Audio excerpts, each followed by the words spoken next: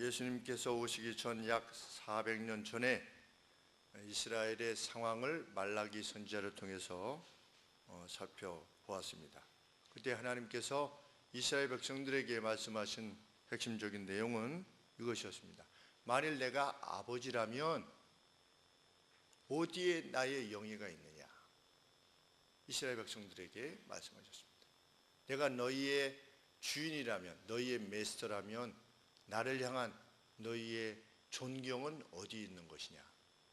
이렇게 예수님께서 오시기 전 400년 전 이스라엘 백성들에게 하나님께서 선지자를 통해서 말씀하셨습니다. 왜냐하면 그들이 더러운 떡을 하나님 앞에 드렸고 눈먼 희생을 드렸고 또 제사장은 타락하였고 말라기서에 언급한 바에 의하면 이스라엘 백성들이 이방 여인과의 결혼을 위해서 본 이스라엘 자기 부인과 이혼하게 되는, 버리는 이러한 사태들로 이스라엘 백성됨을 완전히 상실했기 때문입니다. 그런데 그 뒤에 약 400년 혹은 350년 뒤에 오신 예수님의 상황도 크게 다를 바 없었습니다.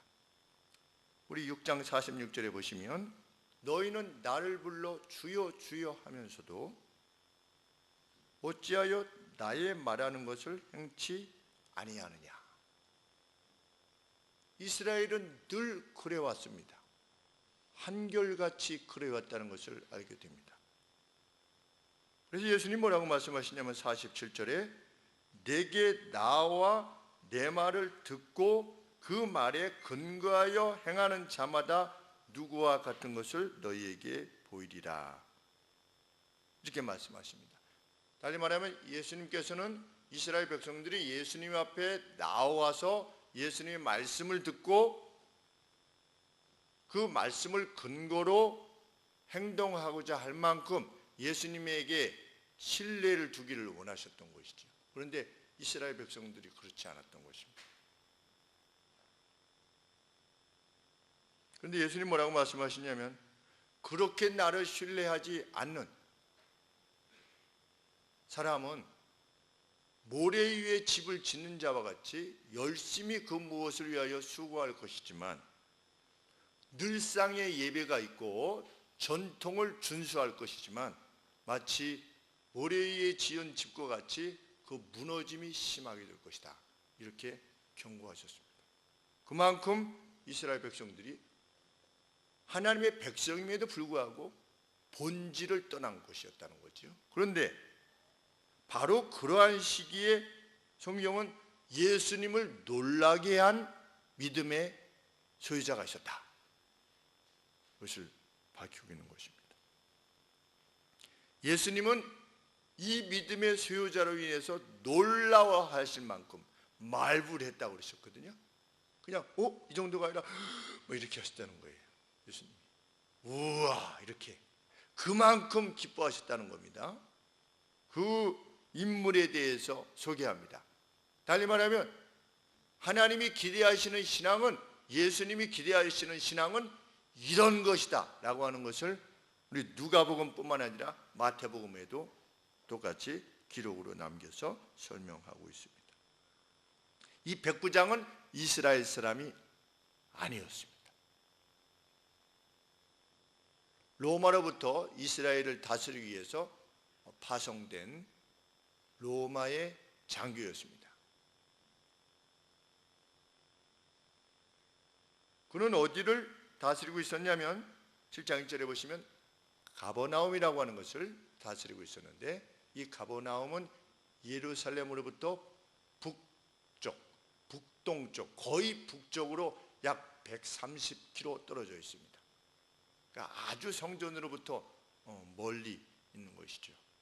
이곳에 로마의 주둔군으로서 역할을 감당했던 사람이었습니다. 그는 이방인이었습니다. 그리고 이름도 알 수 없습니다. 그런 사람이 예수님을 놀라게 하실 만큼 기쁘게 했다.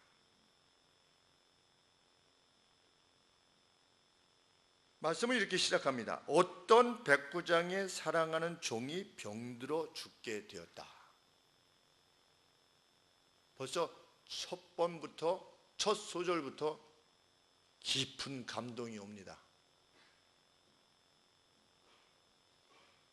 돈 주고 사고 팔 수 있는 그 종을 사랑하는 백부장이었다. 우리 몇 주 전에 말씀드린 바와 같이 주후 4세기, 그러니까 4세기 경만 해도 로마의 여주인들이 자기 하녀들이 말을 좀 잘 안 듣고 이러면 침대 같은 데다가 묶어놓고 옷을 벗겨서 모욕을 주고, 그리고 채찍으로 그 등을 때려서 그 살점이 뜯기게 되는 그러한 고통을 주면서 너는 나가서 몸이나 팔아먹어라 라고 하는 그 모욕을 행하는 것이 당대 로마의 종들에 대한 이해였는데, 4세기 때에도 그러했는데 1세기 때에 그 로마의 백부장이 자신의 종을 사랑했다는 겁니다. 종을 러브라고 하는 표현도 있고 귀하게 여겼다라고 하는 표현도 있습니다. 그러니까 자기 종을 귀하게 여긴 것입니다. 대단한 인물이 아닐 수 없습니다.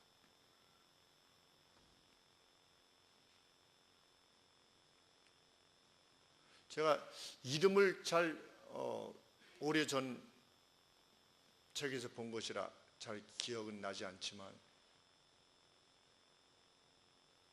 일본이 우리나라를 점령했었을 때 일본의 판사가 판사 역할을 하면서 정직한 판단을 내려서 많은 우리의 독립군들에게 합당한 판결을 내렸다고 하는 그런 책을 읽은 적이 있습니다. 여러분들 중에 누가 기억하신지 모르겠지만 일본 사람인데 우리 독립군들을 판결할 때 일본에게 유리하게 판결한 것이 아니라 그 정의롭게 그것을 판단했다는 것이죠. 역사상에 보면 그런 인물들이 있는 것입니다. 그런데 그분이 크리스찬이었다. 거기에 막 감동이 있는 거죠.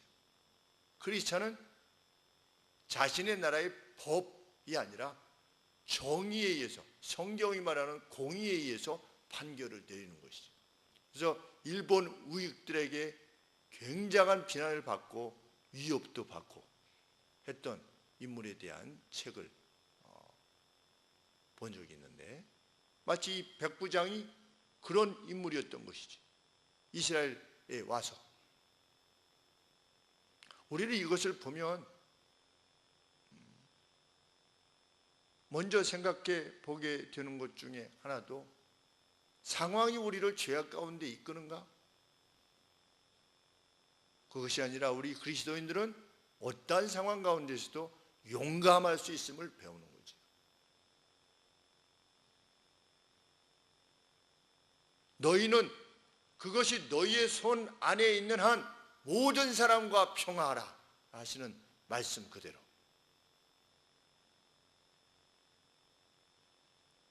그런데 그 종이 병이 들어서 죽게 되었다. 그러던 중에 이 백부장이 예수님에 대해서 듣게 되었다. 백부장이 이스라엘의 장로들을 보냈습니다. 그래서 자기 대신 이스라엘의 장로들이 예수님에게 가서 자신의 종을 고쳐주시기를 간구하도록 했습니다.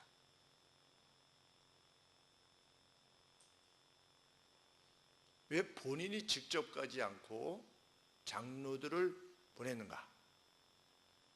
좀 오만해 보이는 내용으로 여겨질 수 있습니다. 보냄을 받은 장로들이 예수님께 간청합니다. 뭐라고 간청합니까? 4절 말씀해 보시면 이 일을 하시는 것이 이 사람에게 합당합니다. 이 사람은 이럴 만한 가치를 지닌 사람입니다. 왜냐하면 그 당위성에 대해서 뭐라고 이야기하고 있냐면 그가 우리의 나라를 사랑했고 우리 예배당을 지어 주었기 때문입니다. 두 가지 당위성에 대해서 말합니다. 이스라엘을 사랑했고 우리 예배당을 지어준 인물이기 때문에 당신이 가셔서 그의 소원대로 그의 종을 고쳐주는 것이 합당합니다. 마땅합니다. 그럴 만한 가치가 있습니다. 이렇게 예수님에게 말씀을 드립니다.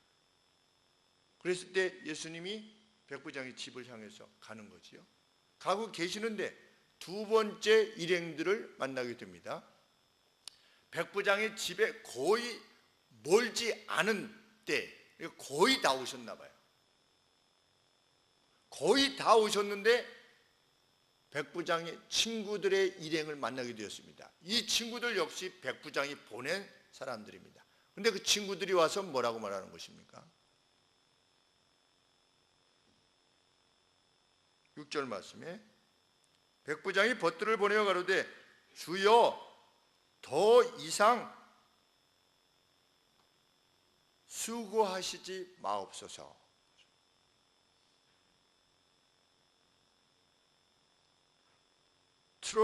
Don't trouble yourself further 이렇게 되어 있습니다. 더 이상 당신 자신을 괴롭게 하지 마소서, 내지는 힘들게 하지 마소서. 자기 집에 못 들어온다는 겁니다. 백부장 집에. 왜? 왜냐하면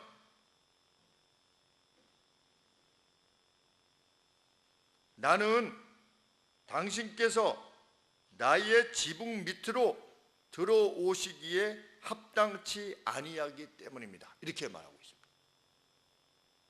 그러면 우리는 누구와 누구가 지금 대비되고 있는 것입니까? 장로들이 말했던 당위성과 이 장로들을 보냈던 백부장이 말하고 있는 당위성과 대비되고 있다는 것을 알게 됩니다. 장로들은 뭐라고 말했습니까? 4절 말씀 하반절에 이렇게 하는 것이 합당합니다. 왜? 그 사람이 그 일에 합당한 사람이기 때문에 백부장이. 그런데 백부장은 뭐라고 말하는 것입니까? 나는 합당치 못한 사람입니다.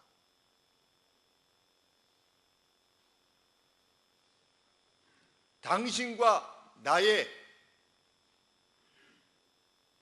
어떤 존재론적인 차이가 주로서의 주님과 인간으로서의 나의 이 격차로 인하여서 주 대신 참되신 메스터로서의 주님이 이 낮고 천한 우리 집에 들어오신다는 것을 내가 감당할 수 없다는 것이죠. 그것이 뭐냐? 그것이 경건입니다. 경건은 뭐냐? 하나님과 우리 사이에 그 막대한 차이를 인식하는 것. 그럼에도 불구하고 소원하는 것.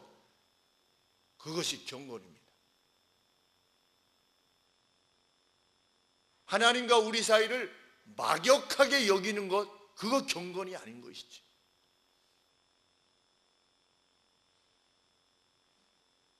하나님이 내 친구다. 하나님이 우리가 하나님을 친구라 말할 수 있습니까? 친구라 말할 수 없는 것입니다. 나는 작은 예수다. 소위 못 들어지게 말하는 사람들이 말하려고 그러는데 나는 작은 예수다. 우리 작은 예수가 됩시다. 성경 말씀에 의하면 있을 수 없는 말인 거지요. 예수님을 감히 우리가 의도는 알지만 이 백부장이 자기 자신을 걸어서 가령 자신이 예수님을 믿게 되었을 때 나는 앞으로 작은 예수로서 살아가길 원합니다. 이렇게 결코 말할 수 없었던 것입니다. 왜? 그 막대한 격차를 인식하기 때문입니다. 이스라엘 백성들이 시내산에 하나님이 빽빽한 구름 가운데 화염과 그 연기 가운데 임재하실 때에 두려워서 어찌할 바를 몰랐습니다. 하나님의 존재를 보았을 때, 하나님의 모습을 직접 본 것이 아니라 하나님이 임하실 때 나타났던 현상만 보아서도 이스라엘 백성들은 어찌할 바를 몰라서 두려워서 떨었습니다. 선지자 이사야도 하나님을 배웠을 때 어땠습니까? 화가 나요. 왜? 내가 부정한 입술을 지녔음에도 불구하고 주를 배웠다. 나는 죽게 되었도다. 이렇게 표현을 했습니다.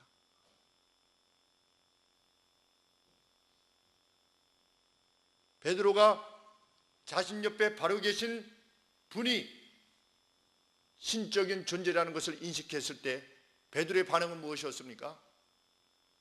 주여 저를 떠나소서. 저는 죄인으로소이다. 저는 죄인이기에 그 영광의 주와 같이 있을 수 없다는 것이지요. 그것을 인식하는 것이 경건입니다. 그런데 그 놀라운 경건이 누구를 기쁘게 했다? 예수님을 기쁘시게 했다.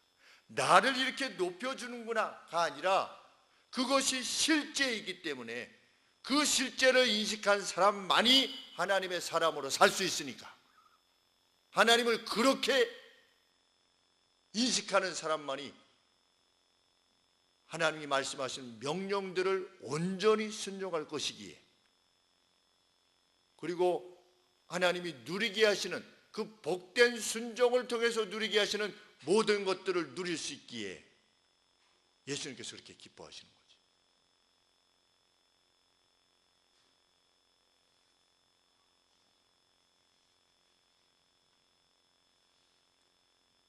하나님, 저는 주님께 이만큼 했으니 주님 저를 도와주심이 마땅하지 않습니까? 우리는 어떤 건수를 들어서 내가 이만큼 할 때니 하나님 들어주시옵소서. 이것은 하나님을 대하는 경건의 태도가 아닌 것이지. 어떻게 감히 주님께서 저의 지붕 밑에 들어오실 수 있단 말입니까? 바로 그것이 백부장이 직접 가지 못하고 장로들을 보낸 이유였던 것입니다. 그래서 그 이유를 밝히지요. 6절 말씀 하반절에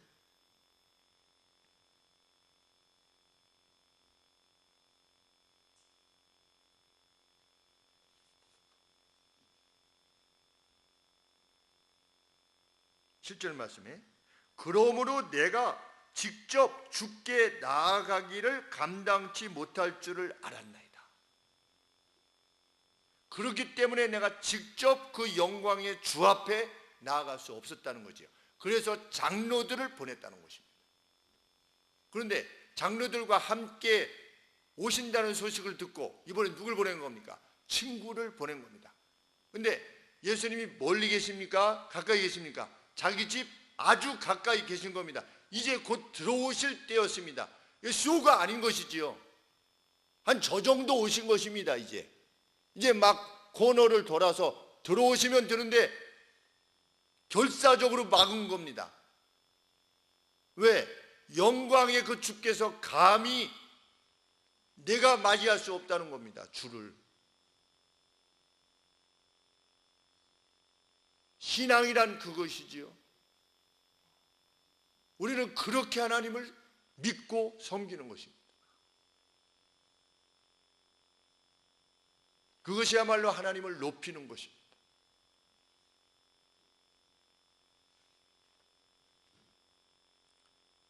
백부장은 이방인이었지만 하나님이 단식하셨던 내가 너희의 아비인데 나의 영예는 어디에 있느냐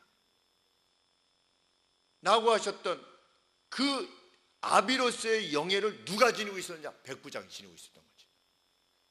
내가 너희의 메스터인데 그렇다면 나의 존경, 나를 향한 존경은 어디 있느냐라고 했을 때 백부장이 리스펙트한 것입니다. 그렇게 리스펙트한 것이지요. 그렇게 높인 것입니다.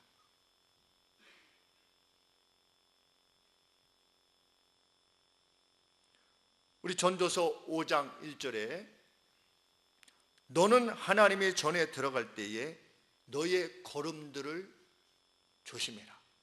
가드해라. 너의 스텝들을, 하나님의 전에 들어올 때 너희의 스텝들을 어떻게 해라? 가드해라. 그러니까 이런 표현이 조심하라는 표현밖에 없더라고요. 가드, 지키라. 그런데 그 무엇을 말하는 것입니까? 여기 정말 하나님이 임재하여 계심에 대해서 그만큼 인식한 채로 하나님을 만나라는 거지. 예배 가운데 들어가라는 것이지. 여기 임재하시는 주, 그 영광의 주 백부장이 감히 자신의 지붕 아래 들이지도 못할 만큼의 그 영광스러운 주를 섬김이 실제다라고 하는 것을 깨닫고 주를 대하며 주께 대한 경배를 대하며 우리의 일상의 삶을 살아가라.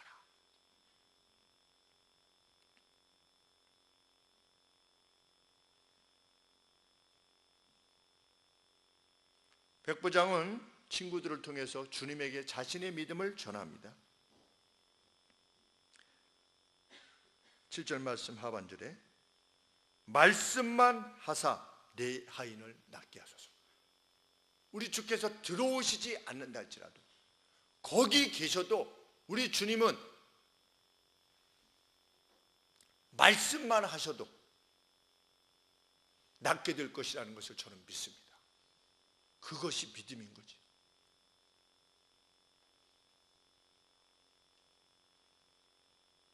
그러면서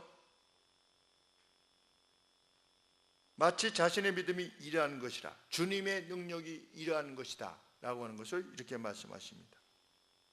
말씀한 것입니다. 8절 말씀에 왜냐하면 저 또한 남의 수하에 있는 사람이요 제 아래에도 군병이 있으니 이 사람 보고 가라 그러면 가고 저 사람 보고 오라 하면 옵니다. 그리고 어떤 종들에게 이것을 해라 그러면 그가 행합니다. 그것처럼 예수님께서 그 병에 대해서 병아 나가거라 하면은 그 병이 나갈 것을 믿는다는 거죠. 주님이 원하시기만 한다면.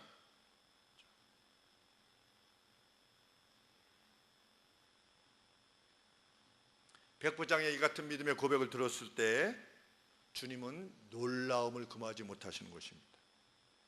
그리고 회중들을 향해서 돌아서셨습니다. 돌아서셔서 회중들에게 말씀하셨습니다. 이스라엘 가운데 이만한 믿음을, 이렇게 큰 믿음을 본 적이 없다.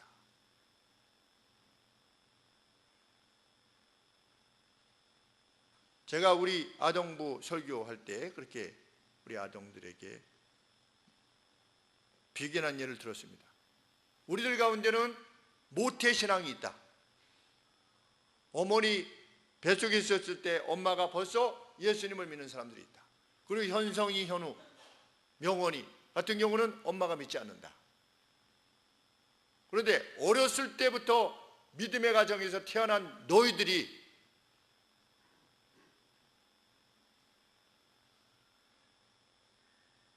정말 이 백부장과 같은 믿음을 지니고 있는가? 아니면 아브라함의 후손인데도 불구하고 하나님께 대한 참된 경외도, 참된 존경도 없었던 이스라엘 백성들처럼 너희도 그럴 수 있다. 그런데 현성이, 현우 믿지 않는 가정에서 왔지만 이 현성이, 현우, 명원이가 백부장과 같은 믿음을 지닐 수도 있다.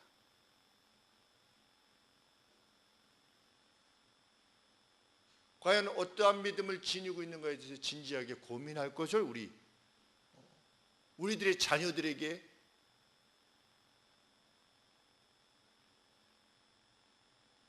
설교했습니다.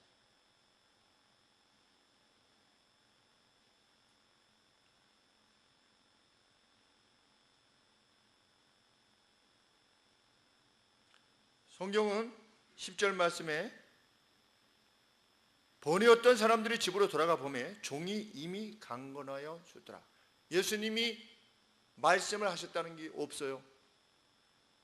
병아 나가라 뭐 이렇게 그것이 없지요. 보통은 뭐 내 병에서 노임을 받을지어다 무슨 이렇게 말씀이 있는데 없어요. 우리 주님은 어떤 분이실 수 있는 것입니까? 말씀을 하셨는지 안 하셨는지 우리는 알 수 없지만 말씀을 하시건 안 하시건 관계없는 것입니다. 주님이 뜻하시면 말씀하시지 않아도 나아지실 수 있는 거지요. 그것이 우리 주님입니다. 그것이 우리가 섬기는 주님이. 그래서 그 믿음을 가지고 기도하는 겁니다. 하나님 앞에 간구하고. 제가 복음요양병원에, 서울 복음요양병원에 가서 성도님들하고 같이 예배도 드리고 또 이제 못 움직이시는 성도님을 향해서 가서는 기도할 때 그렇게 말씀을 드립니다. 하나님은 성도님의 기도를 들으시고 우리의 기도를 들으시고 들으실 수 있으신 분이십니다. 하나님은 성도님의 병을 낚이실 수 있으신 분이십니다. 77세 때 수술을 하셨는데 그 이후로 걷지 못하셨다 라고 하는 성도님이 금요일 날 같이 이렇게 처음으로 뵙게 되었는데 그 성도님이 그렇게 말씀하셨습니다. 잘 참고 견디라는 말을 10,000번도 더 들었습니다. 그런데 그것이 제게 아무런 위로가 되지 않았습니다. 손 일부하고 요 위쪽만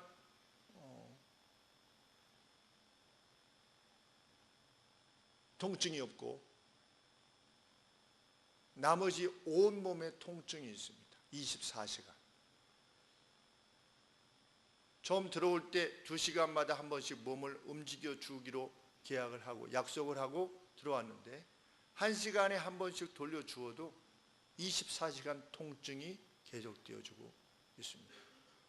그래서 혹시 굶으면 통증이 없어질까 해서 얼마 전에 나흘을 그냥 굶어봤는데 그때 통증이 조금 감화해지는 것 같아서 계속 굶으려고 했었는데 어떤 일로 인해서 할 수 없이 식사를 하게 되었습니다.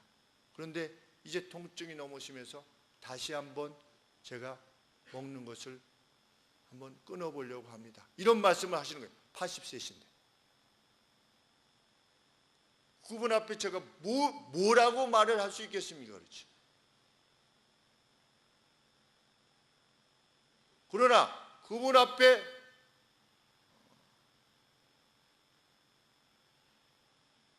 이렇게 말하는 것입니다. 하나님은 지금도 우리의 기도를 들으실 수 있으신 분이십니다. 그리고 하나님은 원하시면 지금도 낚이실 수 있으신 분이십니다. 하나님께서 낚이시게 할지 아니면 이 상태로 고통 가운데 부르실지 그걸 우리는 모릅니다. 저도 알 수 없습니다. 그러나 우리는 하나님이 원하시면 이런 상황 가운데서도 낚이실 수 있음을 믿고 하나님 앞에 구합니다. 그것이 믿음입니다.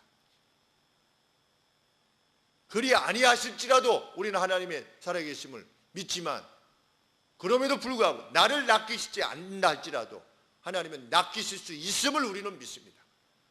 그의 영광을 믿고 그의 능력을 믿는 것이 우리의 믿음입니다.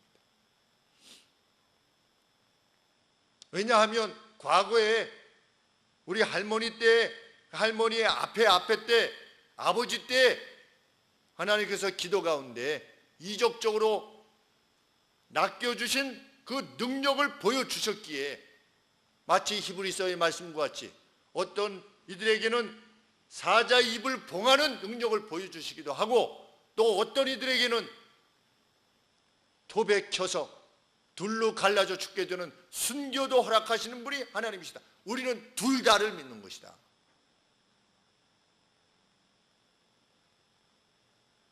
그것이 우리의 믿음이기를 원하는 것입니다. 우리의 경배를 받으시는 분이 이 예배당에 나오기를 그토록 소원하시는 분이 우리 그 같은 경배를 받으시기에 합당한 분이시라는 것에 대해서 우리가 아멘할 수 있게 되기를 원하는 것이지요. 그리고 그 믿음으로 우리가 살기를 원하는 것입니다. 그 믿음으로 우리가 결정하고 우리가 판단하는 것이죠. 그래서 좁은 길을 갈 때 우리 찬송 아까 427장인가요?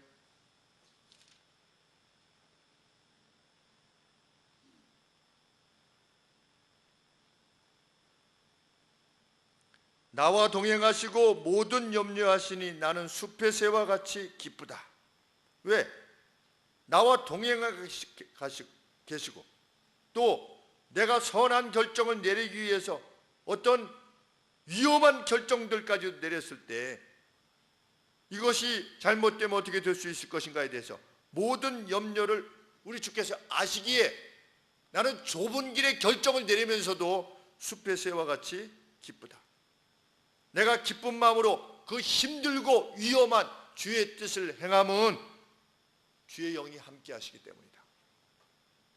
이런 고백이 전에는 찬송을 부를 때 그냥 찬송 부를 때 이거 찬송이고 또 기쁘고 감사한데 요즘 점점 나이 들어가면서 성경 말씀이 말하는 그 내용들 하나하나가 여기에 다 참 깊이 새겨져 있음에 대해서 감동하지 않을 수 없는 거죠. 이렇게 지어내셨구나. 이들 각각의 이 밑에 이 찬송가를 지어낸 그 상황들을 이렇게 보면 정말 인간적으로 보면 절대적인 빈곤의 상황, 환난의 상황 가운데 이거 지어졌지. 예배당에 다녀왔더니 집에 불이 나서 자기 자녀들이 죽은 것입니다. 그때 지은 곡이 뭡니까? 내 주여 뜻대로 하옵소서. 이것이 주님의 뜻이면 내 자녀를 그렇게 불러가심이 주님의 뜻이면 내 주여 뜻대로 하시옵소서. 그것이 우리의 신앙입니다. 그런 신앙을 지닌 사람에게 두려운 것이 뭐가 있겠습니까? 세상에. 정말 세상에서 제일 무서운 사람이 누굽니까? 우리 그리스도인입니다. 사나 죽으나 우리 안에 계신 분이 그리스도다 말이죠. 그런 사람만이 종을 사랑할 수 있는 겁니다. 그런 사람이었기에 백부장이 종을, 시대의 가치를 넘어서서 종을 사랑할 수 있는 것이지.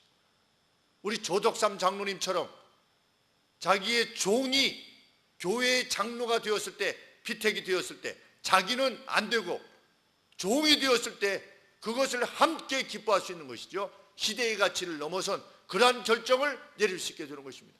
우리는 그러한 지고의 가치를 쫓아서 사는 거지요. 우리 그리스도인은 하나님 앞에 하나님 이걸 이렇게 했는데 왜 안 되는 겁니까? 푸념, 궁상을 떨면서 사는 것이 아니라 죽으면 죽겠습니다. 그렇죠.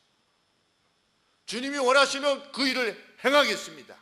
그 대가를 제가 지불하겠습니다. 남이 지불하도록 손가락질을 하는 것이 아니라 내가 그것을 고치기 위해서 내 것으로 지불하겠습니다.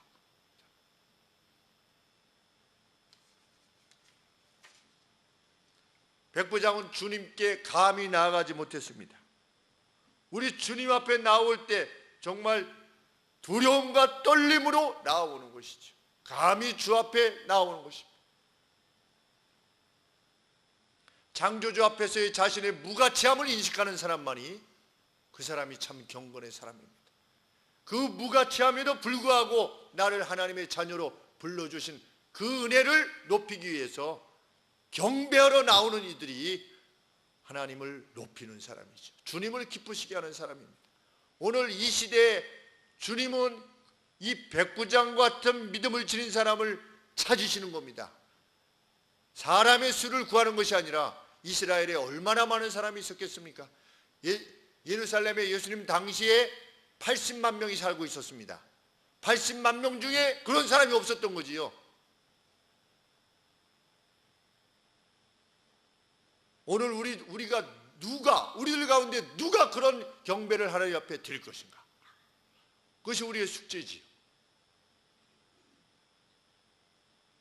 모태신앙은 특별히 이 부분에 대해서 예수님 당대에 이스라엘 백성들이라 일컬어지는 모태신앙, 우리 가운데 모태신앙을 지닌 이들은 과연 그 경배가 어렸을 때부터의 주님을 향한 그 경배가 이렇게 하나님을 향해서 뜨거운 것일 수 있는가에 대해서 우리 다시 한번 생각해야 할 것이죠. 어떤 성도님께서 자기의 가족이 아팠습니다. 그래서 목사님을 청했습니다. 근데 목사님이 빨리 안 오는 겁니다. 왜 목사님 빨리 안 오시는 거야? 목사님 지금 기도 중에 계십니다. 그랬더니 그 성도님이 당신의 집에 와서 위에서 손을 놓고 기도하는 것보다도 그것을 더 기뻐했다.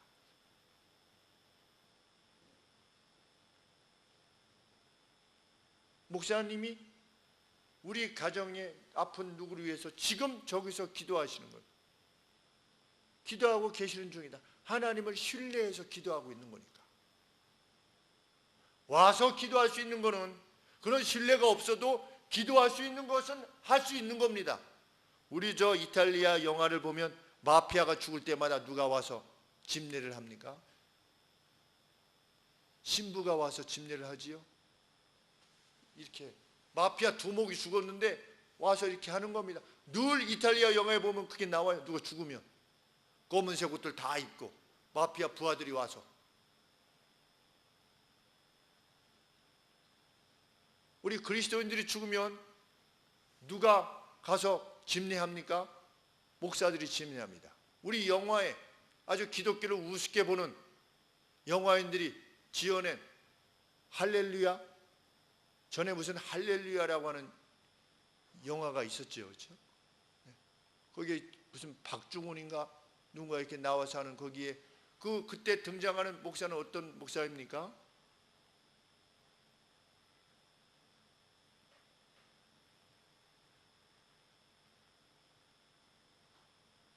종교적인 지시를 하는 목사입니다. 그렇죠? 누가 죽으면 그냥 가서 의뢰해 주는 목사.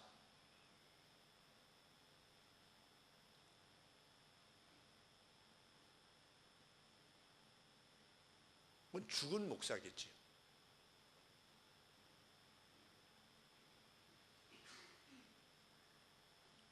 주님은 우리의 예배 가운데 현존해 계시며 우리의 기도를 지금 내가 드리는 기도를 들으신다.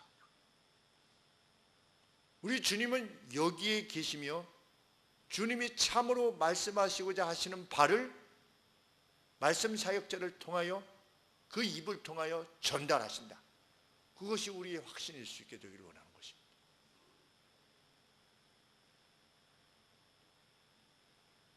이 백부장에게 오늘 우리가 지닌 성경의 가치는 어떠한 것일 수 있겠는가 생각해 보게 됩니다.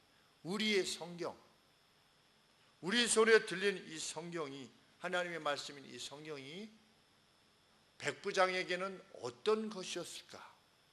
백부장은 예배에 참석할 수 있었을까요? 없었을까요?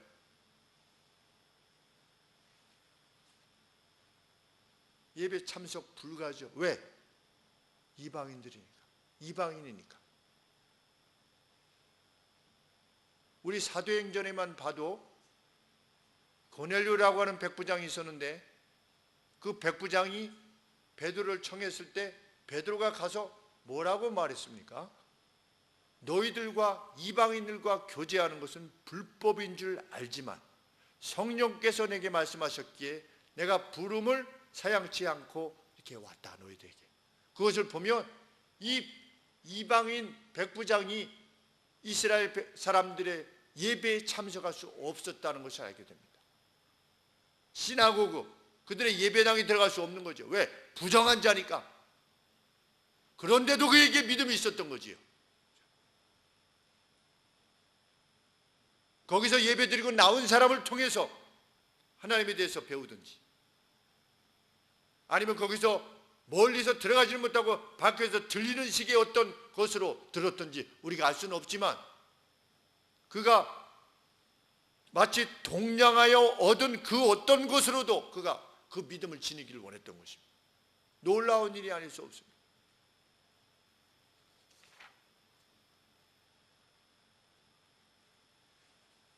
그에게 예배는 어떤 것일 수 있었겠을까?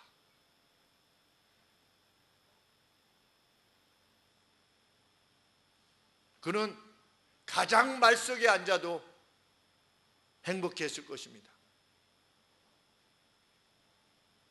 누구의 발등상에 앉아서 저기 구석에 그 예배 가운데 들여보내주기만 해도 그는 감격스러워했겠지요.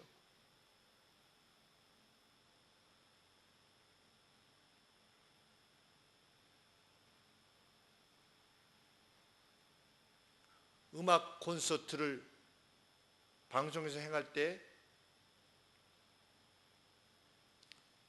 거기 가려고 하는 사람들이 많아가지고 사연을 잘 써서 보내야 된대요. 나는 이래이래해서 이 음악회에 꼭 들어와야 됩니다.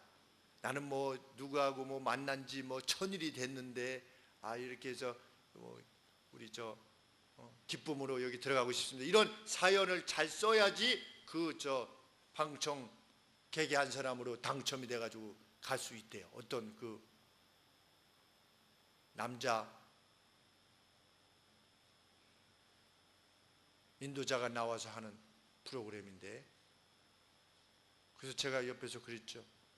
자신들이 뭔데 그렇게 감히 이렇게 뭐 평가를 하고 방청객들을 평가를 하고 그냥 응모를 해서 추첨을 한다든지 이렇게 해서 이분이 이번에 추첨이 되었습니다 이렇게 하지, 무슨 사연이 어떠니 저쩌느니 이렇게 하는, 이제 집에서 얘기했다가 저희 자녀에게 혼났는데,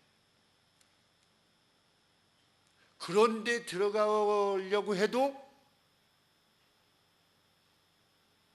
열심히 준비하죠. 워렌 버핏, 세계적으로 유명한 투자가와 식사를 한 끼 하는데 중국 사람이 26억을 냈대요. 그 사람하고 3시간, 4시간 식사하면서 어떤 투자, 어떤 자문, 어떤 그 팁을 받는데 26억을 냈대요. 우리는 예배 들어올 때 누구나 들어올 수 있습니다. 왜 대가를 지불하지 않는 것입니까? 왜 우리는 누구나 들어올 수 있지요? 말씀에 의하면 만약에 값을 내고 들어오는 것이라면 아무도 못 들어온다는 겁니다.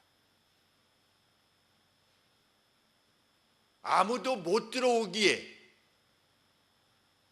예수님께서 보배로운 피, 예수님 자신의, 창조주 자신의 피값으로 우리를 사셔서 예배 가운데 거저 들어오실 수 있게 했다는 것입니다. 왕이 잔치를 다 버려놓고 길거리에 있는 저는 자, 눈먼 자, 거름뱅이들을 불러다가 자기의 잔치에 참여했다는 것이죠. 저는 자, 눈먼 자라는 뜻은 무엇입니까? 무가치한 자들이지만 왕이 잔치를 버려놓고 왕이 다 지불했기에 그 자리에 참석할 수 있게 됐다는 것이죠. 우리의 경배가 그러하다라고 예수님이 말씀하시는 거지요. 우리의 구원이 과연 그러하다. 그러한 감격을 지닌 사람으로서 하나님 앞에 살아가기를 주님은 원하시는 거지. 왜? 그런 경배가 있을 때 우리의 결정이 남다르게 될 것입니다. 의로움에 있어서 우리의 결정이 남다를 것이며, 죄에 대한 우리의 결정이 남다르게 될 것이며, 다른 사람들을 사랑하는 면에 있어서 결코 째찌할 수 없으며 결코 부정할 수 없게 될 것입니다. 다른 사람의 죄악을 용서함에 있어서 우리는 한없이 자비로울 것입니다. 우리 주께서 그리하셨듯이 오후 5시에 들어와서 한 데나리온을 받아갔던 그 기쁨을 지닌 채로 살아가는 우리가 되겠지요.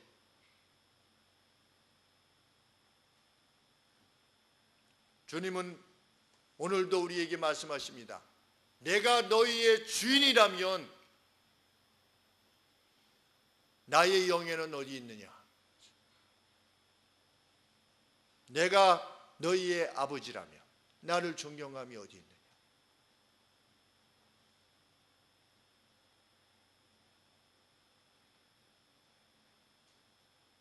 이스라엘의 이만한 믿음을 본 적이 없다 라고 말씀하시는 그 주님의 그 기쁨의 외침, 봤지 얘들아, 이것이 경외다, 이것이 경건이란다, 이것이 나를 제대로 대하는 것이란다 얘들아 라고 뒤를 돌아다보시면서 군중들에게 외치셨던 그 주님의 말씀을 우리 기억하며 정말 그 주로서 주님을 섬기는 우리의 예배가 되기를, 그리고 우리의 일상의 삶이 되기를, 그 누가 호소해서가 아니라 우리의 자녀들이 가끔 못 나와서 전화를 하면 이렇게 얘기합니다. 목사님 못 나가서 미안해요. 저한테 미안할 거 하나도 없어요. 저는 단지 안타까울 뿐이지 미안한 감정은 아닌 것이지요.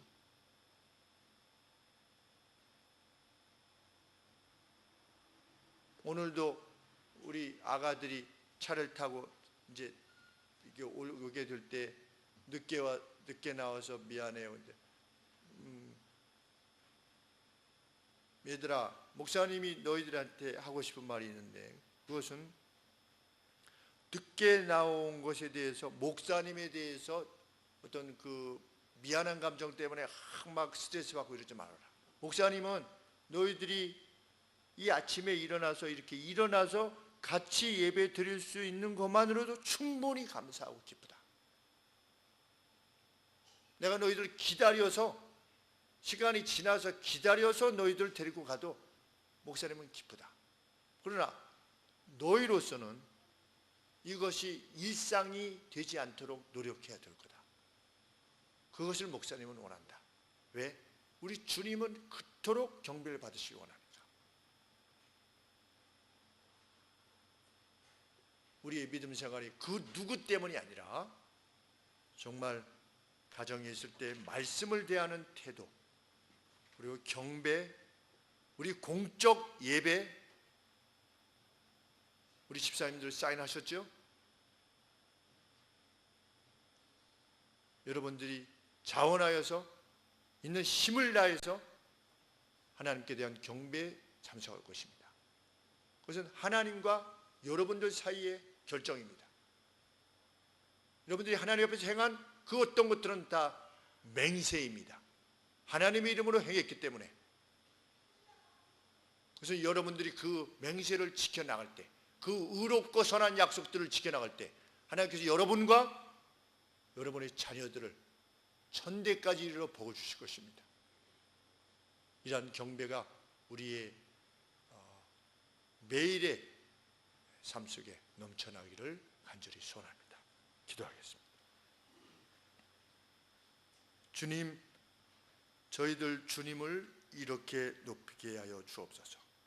혼자 있을 때에도 하나님과 이 깊은 조우가 있게 하여 주시고, 하나님과 이 깊은 만남을 사모하는 저희가 되게 하여 주옵소서. 그 크신 하나님으로 주님을 높일 때, 그 크신 하나님으로서 우리를 대하시며 그의 능력과 그의 자비를 우리에게 대하실 것이라고 하신 그 약속 그대로 우리 살아가게 하여 주시옵소서. 예수 그리스도의